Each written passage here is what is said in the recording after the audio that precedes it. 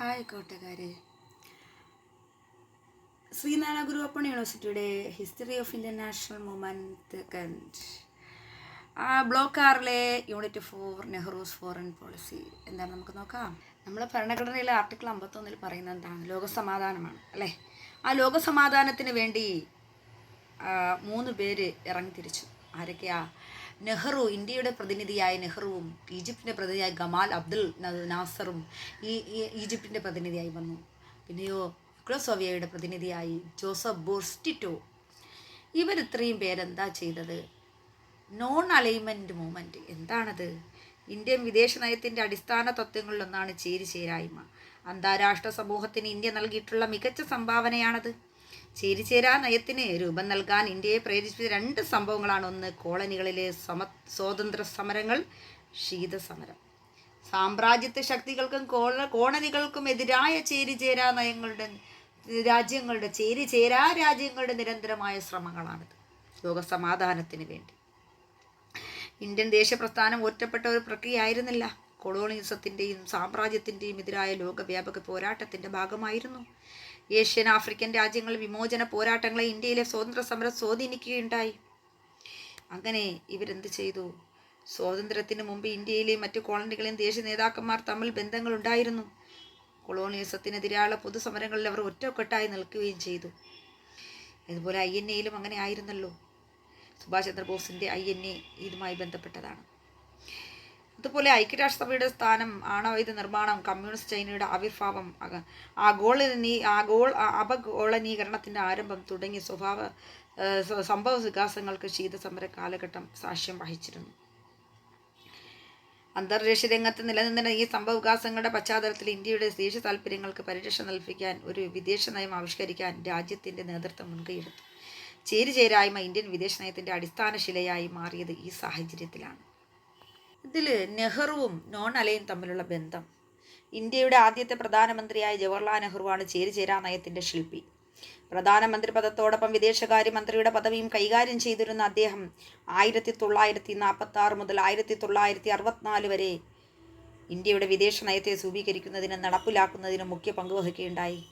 നെഹ്റുവിൻ്റെ വിദേശ നയത്തിന് 3 ലക്ഷ്യങ്ങളുണ്ടായിരുന്നു. ഒന്നെന്ന് പറയുന്നത് പൊരുതി നേടിയ സ്വാതന്ത്ര്യവും പരമാധികാരവും കാത്തുസൂക്ഷിക്കുക എന്നത്. 2, രാജ്യത്തിൻ്റെ ഭൂപരമായ ഐക്യം സംരക്ഷിക്കുക എന്നത്. 3, ത്വരിതഗതിയിലുള്ള സാമ്പത്തിക വികസനത്തെ പരിപോഷിക്കുക എന്നത്. ഇത്രയും അദ്ദേഹത്തിൻ്റെ നിലപാടുകളായിരുന്നു. ഇവർ 1961 ബെൽഗ്രേഡിൽ വെച്ച് ഒരു നോൺ അലൈൻമെൻറ്റ് കോൺഫറൻസ് നടത്തി. അതിൽ 5 അടിസ്ഥാന തത്വങ്ങളിൽ ഇവർ ഒരു ഒപ്പുവെച്ചിട്ടുണ്ട്. എന്തൊക്കെയാണെന്നറിയോ? The 5 basic principle of the non alignment movement. Independent foreign policy, സ്വാതന്ത്ര്യം വിദേശ നയം എന്നുള്ളതാണ്. 2, ഓപ്പോസിഷൻ ഓഫ് കൊളോണിയലിസം, കോളനി വൽക്കരണത്തോടുള്ള എതിർപ്പ് എന്നുള്ളതാണ്. 3, should not be a member of any power bloc, ഒരു ശക്തി ബ്ലോക്കിനെയും അംഗമാകരുത് എന്നുള്ളതാണ്. 4, should not have conclude any treaty with the 2 powers, 2 ശക്തികളുമായി ഒരു ഉടമ്പടി ഉണ്ടാകരുത് എന്നുള്ളതാണ്. 5, should not have provide any military support to the super powers, എന്താണ് സൂപ്പർ ശക്തികൾക്ക് സൈനിക പിന്തുണ നൽകരുത് എന്നുള്ളതുമാണ്. അപ്പോൾ ഈ ഉടമ്പടിയിൽ 1961 അവർ ഈ ബെൽഗ്രേഡ് ഉടമ്പടി ഒരു കോൺഫറൻസ് നടത്തിയത്. ഇതിൽ 25 കൺട്രീസ് ചേർന്നു കേട്ടോ. അപ്പോൾ ഇത് സിറ്റുവേഷൻ ചെയ്തത് ബെർലിനിലാണ്. ഓക്കെ. അപ്പം നമ്മുടെ നെഹ്റു പൊരുതി നേടിയ സ്വാതന്ത്ര്യം പരമാധികം കാത്തു സൂക്ഷിക്കാൻ ശ്രമിച്ചു. രാജ്യത്തിൻ്റെ ഭൂപരമായ ഐക്യം സംരക്ഷിക്കാൻ ശ്രമിച്ചു. ത്വരിതഗതിയിലുള്ള സാമ്പത്തിക വികസനത്തെ പരിപോഷിക്കാനും അദ്ദേഹം ശ്രമിച്ചു എന്നുള്ളതാണ്. അദ്ദേഹത്തിന് US നയിക്കുന്ന ശക്തിചേരിയോട് ഇന്ത്യ സൗഹൃദ ബന്ധം സ്ഥാപിക്കണമെന്ന് ആവശ്യപ്പെട്ടിരുന്നു. നേതാക്കന്മാരും പാർട്ടികളും രാജ്യത്തുണ്ടായിരുന്നു. US ചേരി നേതാക്കന്മാരുടെ പാർട്ടികളും രാജ്യത്തുണ്ടായിരുന്നു. US ചേരി ജനാധിപത്യത്തോട് ആഭിമുഖ്യം പുലർത്തുന്ന എന്ന അവകാശവാദമാണ് ഇത്തരം നിലപാട് സ്വീകരിക്കാൻ പ്രേരിപ്പിച്ചത്. ഇനി 2 ചേരികളിൽ നിന്നുള്ള അകലം എന്ന് പറഞ്ഞാൽ മുൻപ് സൂചിപ്പിച്ചതുപോലെ സ്വതന്ത്ര ഇന്ത്യയുടെ വിദേശ നയത്തിൻ്റെ അടിസ്ഥാനം ചേരിചേരായ്മയാണ്. 2ാം ലോക മഹായുദ്ധത്തിന് ശേഷം ലോകം USൻ്റെയും സോവിയറ്റ് യൂണിയൻ്റെയും നേതൃത്വത്തിൽ 2 ശക്തി ചേരികളായി തിരിയുകയും അവ തമ്മിൽ ശീതസമരം ആരംഭിക്കുകയും ചെയ്തു. ഈ സമകാലിക രാഷ്ട്രീയം എന്ന പുസ്തകത്തിൽ അദ്ദേഹം പറയുന്നുണ്ട്, ചേരികളെ സൈനിക സഖ്യങ്ങളെ രൂപീകരിച്ച് US നിയന്ത്രിത നാറ്റോ സഖ്യവും സോവിയറ്റ് യൂണിയന്റെ നേതൃത്വത്തിലുള്ള വാഴ്സോ ഉടമ്പടിയും ലോകസമാധാനത്തിന് വൻ ഭീഷണി ഉയർത്തി. ഈ സാഹചര്യത്തിൽ രണ്ട് ക്യാമ്പുകളിൽ നിന്ന് മാറി മാറി നിൽക്കാൻ ഇന്ത്യ തീരുമാനിക്കുകയും ഏറ്റവും ഉദാത്തമായ വിദേശനയ സമീപനമായി രാജ്യം ചേരിചേരായ്മയെ ഉയർത്തിപ്പിടിക്കുകയും ചെയ്തു. ചേരിചേരാ നയത്തെപ്പറ്റി മറ്റ് വികസ്വര രാജ്യങ്ങളുടെ ബോധ്യപ്പെടുത്തൽ ഇന്ത്യ ശ്രമിച്ചുകൊണ്ടേയിരുന്നു. പാകിസ്ഥാൻ അമേരിക്കയുടെ നേതൃത്വത്തിൽ സൈനിക സഖ്യങ്ങൾ ചേർന്നു. എപ്പോഴാണല്ലോ ഈ മേഖലയിലുള്ള സ്വാതന്ത്ര്യ സമരത്തോടും ചേരി നയത്തോടും അമേരിക്ക തുടക്കം മുതലേ എതിർപ്പ് പ്രകടിപ്പിച്ചിരുന്നു. അതിനാൽ 1950കളിൽ ഇന്ത്യ US ബന്ധങ്ങളിൽ അസ്വസ്ഥത നേരിച്ചിരുന്നു. സോവിയറ്റ് യൂണിയനുമായുള്ള ഇന്ത്യയുടെ കൂട്ടുകെട്ടിനെയും എതിർക്കുകയുണ്ടായി. അങ്ങനെ ചേരിചേരാ നയം പൂർണ്ണതയോടെ പിന്തുടരുക എന്നത് പ്രയാസമേറിയ കാര്യമായി മാറി. ഇന്ത്യക്ക് പലപ്പോഴും അതിന് കഴിഞ്ഞില്ല. ഉദാഹരണമായി 1956 സൂയസ് പ്രശ്നത്തിൻ്റെ പേരിൽ ബ്രിട്ടൻ ഈജിപ്റ്റ് ആക്രമിച്ചപ്പോൾ ഇന്ത്യയാണ് ഈ നിയോ കോളണിയൽ ആക്രമണത്തിനെതിരായുള്ള ലോക പ്രതിഷേധത്തിന് നേതൃത്വം നൽകിയത്. എന്നാൽ ആ കാലം സോവിയറ്റ് യൂണിയൻ ഹംഗറി ആക്രമിച്ചപ്പോൾ ഇന്ത്യ നിശബ്ദത പാലിക്കുകയും ചെയ്തു. അതാണ് ഇവിടെ സംഭവിച്ച കാര്യങ്ങളെന്ന് പറയുന്നത്. അപ്പോൾ ഇന്ത്യക്ക് വിദേശ രാജ്യങ്ങളുമായിട്ടുള്ള ബന്ധം നമുക്ക് അഫ്രോ ഏഷ്യൻ ഐക്യം എന്താണെന്ന് നോക്കാം. 1961 ബെൽഗ്രേഡ് സമ്മേളനത്തിൽ വെച്ചാണ് ചേരിചേരാ പ്രസ്ഥാനം ഔപചാരികമായി രൂപം കൊണ്ടത്. അഫ്രോ ഏഷ്യൻ ഐക്യത്തിനായി നെഹ്റുവിനെ പോലെയുള്ള ചില നേതാക്കന്മാർ നടത്തിയ പരിശ്രമങ്ങളാണ് ചേരിചേരാ പ്രസ്ഥാനത്തിൻ്റെ രൂപീകരണത്തിന് വഴിതെളിച്ചത്. അദ്ദേഹത്തിൻ്റെ കാലഘട്ടത്തിൽ ഇന്ത്യയും ഏഷ്യയിലും ആഫ്രിക്കയിലും പുതിയതായി സ്വാതന്ത്ര്യം നേടിയ രാജ്യങ്ങൾ തമ്മിൽ സൗഹൃദങ്ങൾ സ്ഥാപിക്കപ്പെട്ടു. നെഹ്റു ഏഷ്യൻ ഐക്യത്തിൻ്റെ ശക്തനായ വക്താവ്. 1947 മാർച്ചിൽ സ്വാതന്ത്ര്യം ലഭിക്കുന്നതിൽ 5 മാസം മുമ്പ് അദ്ദേഹത്തിൻ്റെ നേതൃത്വം ഡൽഹിയിൽ ഒരു ഏഷ്യൻ റിലേഷൻ സമ്മേളനം വിളിച്ചുകൂട്ടി. ഏഷ്യക്കാർ സ്വന്തം കാലിൽ നിൽക്കണമെന്ന് ദേശാധിപത്യത്തിനെതിരെ പോരാടുന്നതിനായി പരസ്പരം സഹകരിക്കണമെന്നും ഈ സമ്മേളനത്തിൽ വെച്ച് നെഹ്റു ആഹ്വാനം ചെയ്യുകയും ചെയ്തു. 1949 മറ്റൊരു ഏഷ്യൻ റിലേഷൻ കോൺഫറൻസ് ഡൽഹിയിൽ ചേരുകയുണ്ടായി. ഡച്ച് കോളനിയൽ ഭരണത്തിനെതിരെ ഇന്തോനേഷ്യയിലെ ജനങ്ങൾ നടത്തുന്ന സ്വാതന്ത്ര്യ സമരത്തെ പിന്തുണയ്ക്കുന്നതിന് വേണ്ടിയാണ് ഈ അന്തർദേശീയ സമ്മേളനം വിളിച്ചുകൂട്ടിയത്. കോളനി വാഴ്ചയും സാമ്രാജ്യത്തിനുമെതിരെയുള്ള ഇന്ത്യ ശക്തമായ നിലപാട് സ്വീകരിച്ചു. ഇവർ ഇന്ത്യ വംശീയമായി എതിരായിരുന്നു. ദക്ഷിണാഫ്രിക്കയിലെ വർണ്ണവിവേചനത്തിനെതിരെയുള്ള പോരാട്ടത്തിൽ ഇന്ത്യ പിന്തുണയുമേകി. 1955 ഏപ്രിലിൽ കൂടിയ ബന്ധുങ് സമ്മേളനമാണ് ചേരിചേരാ പ്രസ്ഥാനത്തിന് അടിത്തറയിട്ടത്. ഇത് ആദ്യത്തെ അഫ്രോ ഏഷ്യൻ സമ്മേളനമായിരുന്നു. ബന്ധുങ് സമ്മേളനം ഐക്യകണ്ഠേന സ്വീകരിച്ചു. അപ്പോൾ ഈ ചേരിചേരാ പ്രസ്ഥാന സമയത്ത് 1947-49 ഏഷ്യൻ റിലേഷൻ സമ്മേളനം ഡൽഹിയിൽ ഏഷ്യൻ രാജ്യങ്ങളുടെ ഐക്യത്തിൻ്റെ ആവശ്യകത ഉയർത്തിപ്പിടിച്ചു. 1954 പഞ്ചശീല തത്വങ്ങളാണ്. പഞ്ചശീല തത്വങ്ങൾ എന്തൊക്കെയാണെന്ന് നമുക്കൊന്ന് നോക്കാം. 1954 നെഹ്റുവും ചൗവൻലായും ചേർന്ന് പഞ്ചശീല തത്വങ്ങൾ രൂപപ്പെടുത്തി. രാജ്യങ്ങളുടെ അതിർത്തിയും പരമാധികാരവും പരസ്പരം അംഗീകരിക്കുക, ഒന്നാമത്തെ പോയിന്റ്. 2, പരസ്പരം ആക്രമിക്കാതിരിക്കുക, രണ്ടാമത്തെ പോയിന്റ്. 3, മൂന്നാമത്തെ പോയിന്റ്, ആഭ്യന്തര കാര്യങ്ങളിൽ പരസ്പരം ഇടപെടാതിരിക്കുക. സമത്വവും പരസ്പര സഹായവും പുലർത്തുക, സമാധാനപരമായ സഹവർത്തിത്വം പാലിക്കുക. പഞ്ചശീല തത്വങ്ങൾ ഇന്ത്യൻ വിദേശ നയത്തിൻ്റെ അടിസ്ഥാന തത്വങ്ങളിലൊന്നായി തന്നെ തീർന്നു. ബർമ, ഇന്തോനേഷ്യ, യുഗ്ലോസ്ലാവിയ, പോളണ്ട് തുടങ്ങിയ രാജ്യങ്ങളിൽ അത് ഏറെ പ്രസിദ്ധമാവുകയും ചെയ്തു. അന്തർദേശീയ പെരുമാറ്റത്തിൻ്റെ സിദ്ധാന്തങ്ങളായി പഞ്ചശീല തത്വങ്ങൾ ഈ രാജ്യങ്ങൾ സ്വീകരിക്കുകയും ചെയ്തു. ഒന്നുകൂടെ, രാജ്യങ്ങൾ അതിർത്തിയും പരമാധികാരം പരസ്പരം കാത്തുസൂക്ഷിക്കുക, അംഗീകരിക്കണം. പരസ്പരം ആക്രമിക്കാതിരിക്കുക, ആഭ്യന്തര കാര്യങ്ങളിൽ പരസ്പരം ഇടപെടാതിരിക്കുക, സമത്വവും പരസ്പര സഹായവും പുലർത്തുക, സമാധാനപരമായ സഹവർത്തിത്വം പാലിക്കുക. ഇതാണ് പഞ്ചശീല തത്വങ്ങൾ. 1954 നെഹ്റുവും ചൗവൻലായും കൂടെ ചേർന്ന് ഒപ്പിട്ട പഞ്ചവത്സര പദ്ധതിയാണിത്. അപ്പോൾ ഈ പോയിന്റുകൾ 1954 പഞ്ചശീല തത്വങ്ങൾ ചേരിചേരാ പ്രസ്ഥാനത്തിന് അവിഭാജ്യ ഘടകമായിരുന്നു. 1955 ബന്ധുങ് സമ്മേളനം ചേരിചേരാ പ്രസ്ഥാനം രൂപീകരിച്ചു. 1956 ബ്രിയോണിയൽ സമ്മേളനം ചേരിചേരാ പ്രസ്ഥാനത്തിന് രൂപരേഖ തയ്യാറാക്കി. 1961 ബെൽഗ്രേഡ് സമ്മേളനം ചേരിചേരാ പ്രസ്ഥാനത്തെ ഔപചാരികമായി ഉദ്ഘാടനം ചെയ്യുകയും ചെയ്തു. അപ്പോൾ ഇന്ത്യയുടെ നൈബറിംഗ് കൺട്രീസിൽ പെടുന്നതാണ് ചൈന, അതുപോലെ തന്നെ പാകിസ്ഥാൻ, ബർമ, അങ്ങനെയൊക്കെ ഉള്ള നൈബറിംഗ് കൺട്രീസ്. അപ്പോൾ ഈ ചൈനീസ് ആക്രമണം ഈ സമയത്തുണ്ടായി. എന്തിനാണ്? താമസിക്കാതെ ഇന്ത്യയും ചൈനയും തമ്മിലുള്ള സൗഹൃദ ബന്ധം ഉലയുവാനും തുടങ്ങി. പ്രശ്നങ്ങൾ അതിർത്തി തർക്കവുമായി ഇന്ത്യ ചൈന സംബന്ധത്തിൽ വിള്ളലേൽപ്പിച്ചു. അതിൽ 1950 ചൈന ടിബറ്റ് പിടിച്ചെടുക്കുകയുണ്ടായി. ഇതോടെ ഇന്ത്യക്കും ചൈനയ്ക്കും മധ്യത്തിലുള്ള ഇടരാജ്യം ഇല്ലാതായി. ടിബറ്റിനോട് ചൈന കാണിച്ച അതിക്രമത്തെ ആദ്യമൊന്നും ഇന്ത്യ പരസ്യമായി എതിർത്തിരുന്നില്ല. എന്നാൽ ടിബറ്റൻ സംസ്കാരത്തെ ചൈന അടിച്ചമർത്തുക എന്നത് വിവരം അറിഞ്ഞതോടെ ഇന്ത്യയുടെ നിലപാടിൽ മാറ്റമുണ്ടായി. 1959 തൻ്റെ പരിവാരങ്ങളോടൊപ്പം ടിബറ്റിൽ നിന്ന് ഒളിച്ചോടിയ ടിബറ്റൻ ആത്മീയ നേതാവായ ദലൈലാമയ്ക്ക് ഇന്ത്യ സഭയം നൽകി. ഇത് ചൈന ചൊടിപ്പിച്ചു. ഇന്ത്യ ഗവൺമെൻറ് രാജ്യത്തിനകത്ത് ചൈന വിരുദ്ധ പ്രവർത്തനങ്ങൾ അനുവദിക്കുകയും ഉണ്ടെന്ന് ചൈന ആരോപിക്കുകയാണ് ഉണ്ടായത്. ഇതിനിടയിൽ ഇരു രാജ്യങ്ങളും തമ്മിലുള്ള അതിർത്തി തർക്കം രൂക്ഷമായി. അതിർത്തി തർക്കം കൊളോണിയൽ കാലത്തു തന്നെ പരിഹരിക്കപ്പെട്ടെന്ന് ഇന്ത്യ അവകാശപ്പെട്ടു. എന്നാൽ കൊളോണിയൽ തീരുമാനം തങ്ങൾക്ക് ബാധകമല്ലെന്ന് നിലപാടാണ് ചൈന സ്വീകരിച്ചത്. അതിനാൽ ഇന്ത്യ ചൈന അതിർത്തിയായ മക്മോഹൻ രേഖയെ അംഗീകരിക്കാൻ ചൈന വിസമ്മതിച്ചു. അതിർത്തിയുടെ പടിഞ്ഞാറ് കിഴക്കുമുള്ള അറ്റത്തെ സംബന്ധിച്ച് മുഖ്യ തർക്കം. ഇന്ത്യയിലെ 2 പ്രദേശങ്ങളുടെ മേൽ ചൈന അവകാശം ഉന്നയിച്ചു. ജമ്മു കാശ്മീരിലെ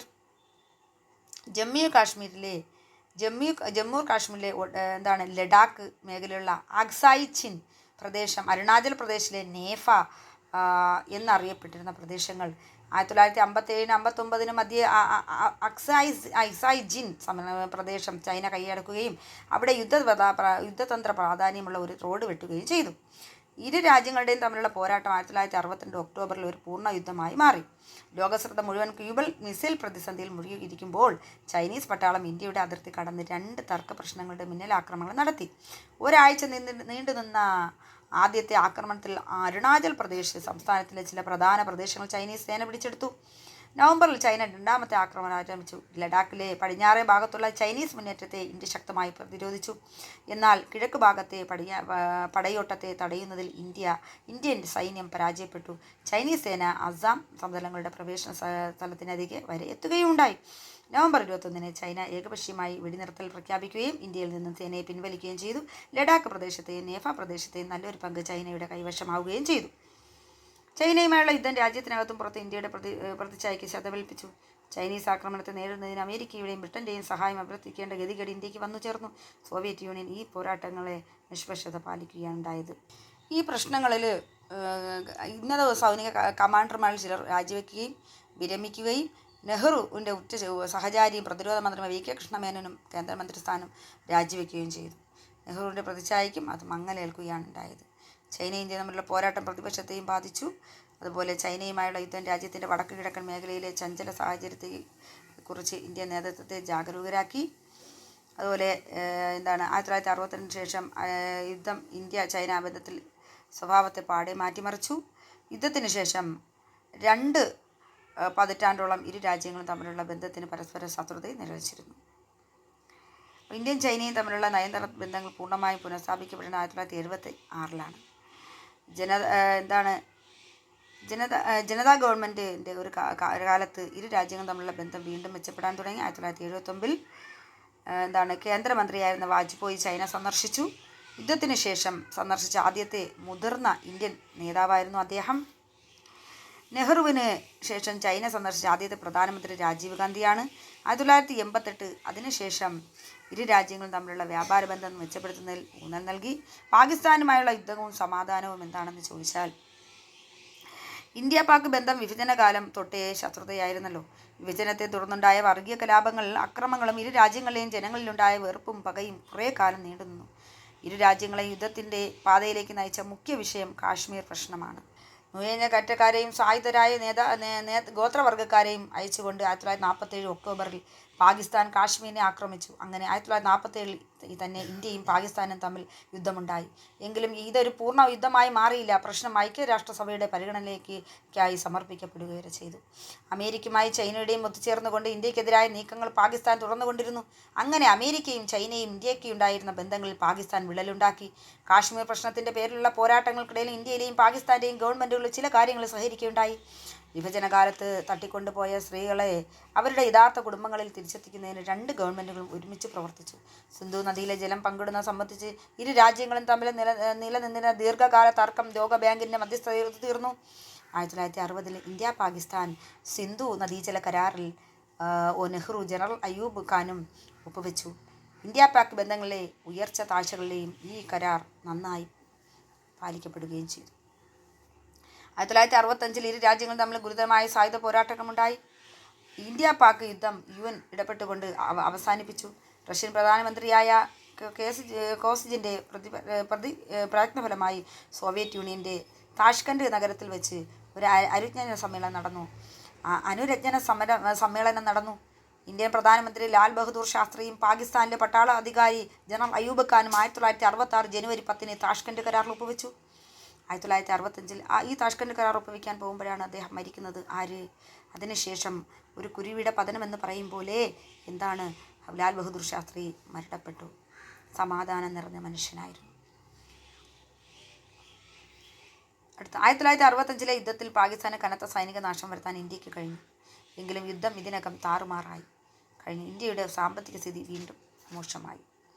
1971 ഇന്ത്യയും പാകിസ്ഥാനും തമ്മിലുള്ള മറ്റൊരു യുദ്ധം പുറപ്പെട്ടു. കിഴക്കൻ പാകിസ്ഥാനിലെ സംഭവങ്ങളായി ഇതിന് വഴിയൊരുക്കി. 1970 പാകിസ്ഥാനിൽ നടന്ന ആദ്യത്തെ പൊതു തെരഞ്ഞെടുപ്പിൽ കിഴക്കൻ പാകിസ്ഥാനിലെ 169 സീറ്റുകളും 168 ഷെയ്ഖ് മുജീബ് റഹ്മാൻ്റെ നേതൃത്വത്തിൽ അവാമി ലീഗ് നേടി. ഇനി നമുക്ക് നോക്കേണ്ടത് ഇന്ത്യയുടെ ആണവ നയത്തിനെ കുറിച്ചാണ്. India's nuclear policy. ഇന്ത്യയുടെ ആണവ നയത്തിന് രൂപകൽപ്പന നൽകിയത് നെഹ്റുവാണ്.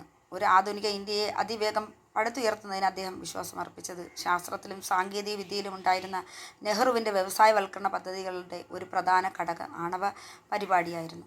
1940കളുടെ അന്ത്യത്തിൽ ഹോമി ജെ ഭാഭയുടെ മാർഗനിർദ്ദേശത്തിൽ കീഴിലാണ് ഈ പദ്ധതി തുടക്കം കുറിച്ചത്.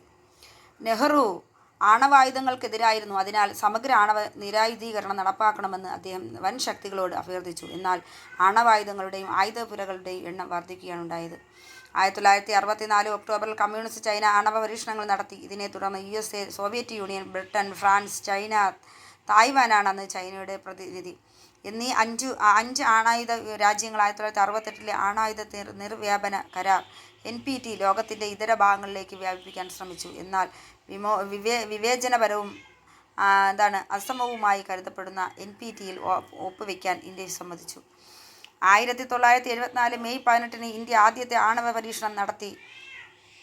രാജസ്ഥാനിലെ പൊക്രാനായിരുന്നു പരീക്ഷണ വേദി. 1974 മെയ് 14 എല്ലാവരും ഓർത്തു വയ്ക്കുക.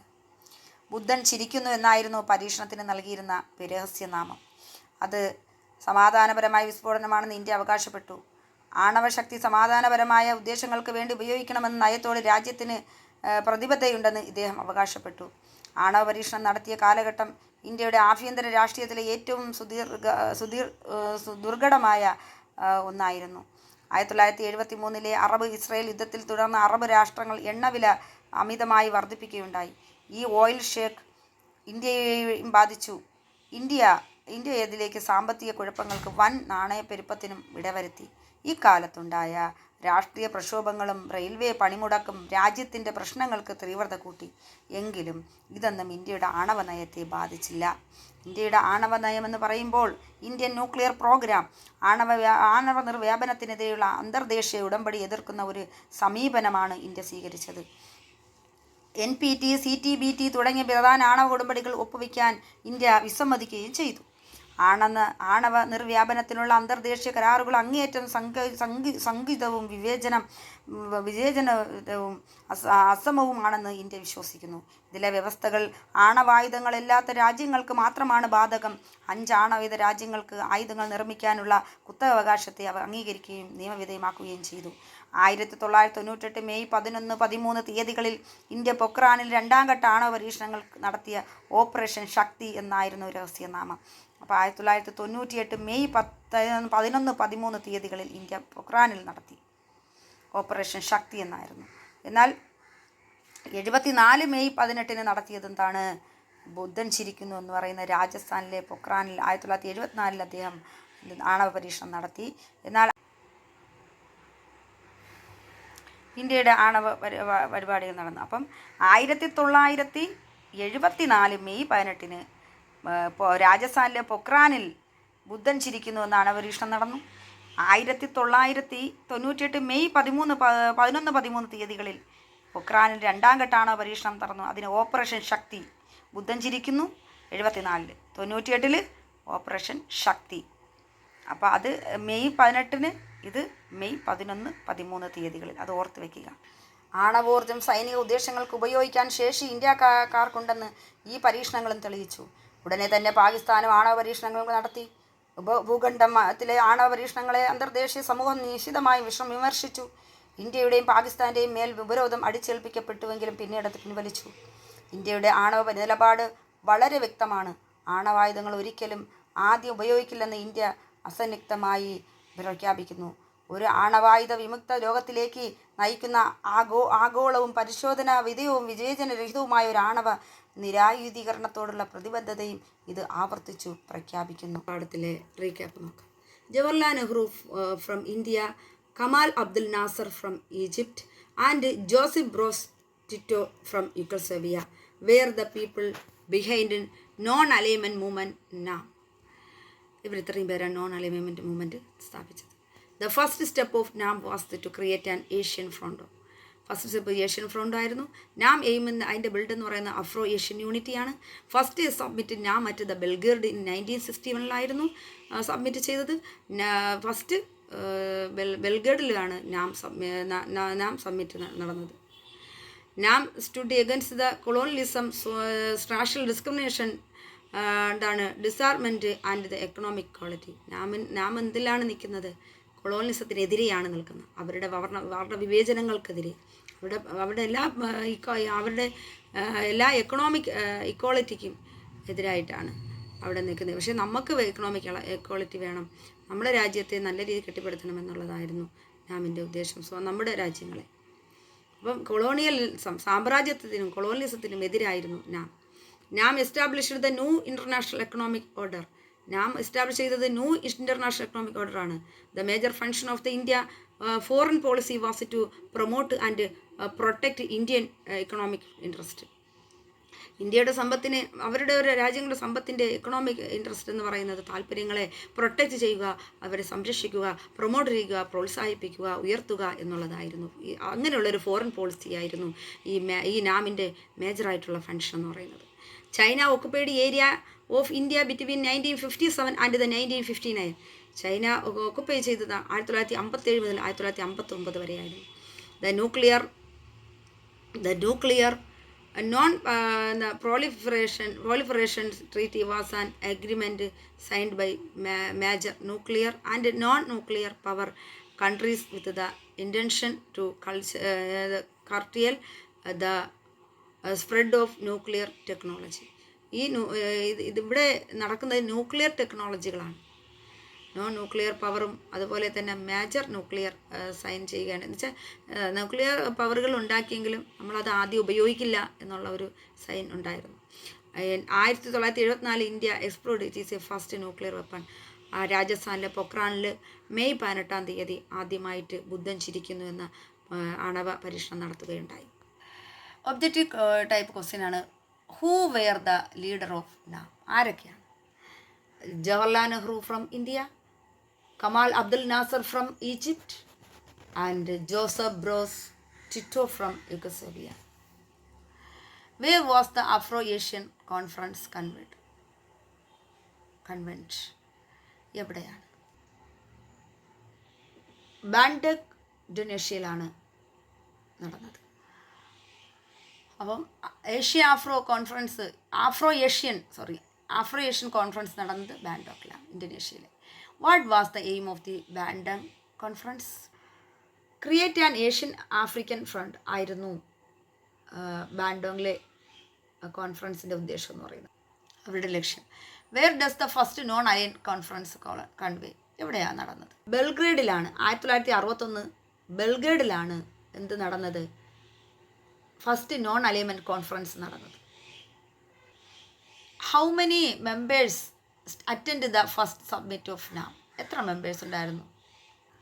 25 കൺട്രീസിലുണ്ടായിരുന്നു. Where and when did the second summit of നാം ഒക്കർ? സെക്കൻഡ് സബ്മിറ്റിൽ എന്തായിരുന്നു നാമിൻ്റെ? കെയ്റോസ് സബ്മിറ്റിൽ 1946 ആയിരുന്നു. What is NPT?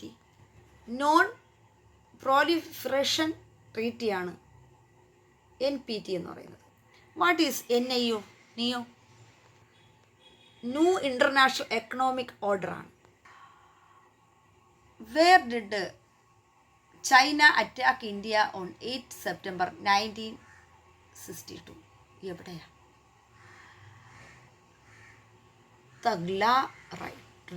തഗ്ലാർ റിഡ്ജിലായിരുന്നു. Who signed the limited test ban treaty in 1963? 1963 treat ചെയ്ത ബാൻ ട്രീറ്റി സൈൻ ചെയ്ത ആരാണെന്ന്? United State and the Soviet Union ആയിരുന്നു. When did India explored the first nuclear weapon? എപ്പോഴായിരുന്നു nuclear weapon explode ചെയ്ത് India? 1974 May 18. പൊക്രാനിലെ, രാജസ്ഥാനിലെ പൊക്രാനിൽ ബുദ്ധൻ ചിരിക്കുന്നു എന്ന nuclear weapon. Where did India exploded it is a first nuclear weapon? എവിടെയാണ് India nuclear weapon explode ചെയ്തത്? പൊക്രാൻ, രാജസ്ഥാനിൽ. Thank U.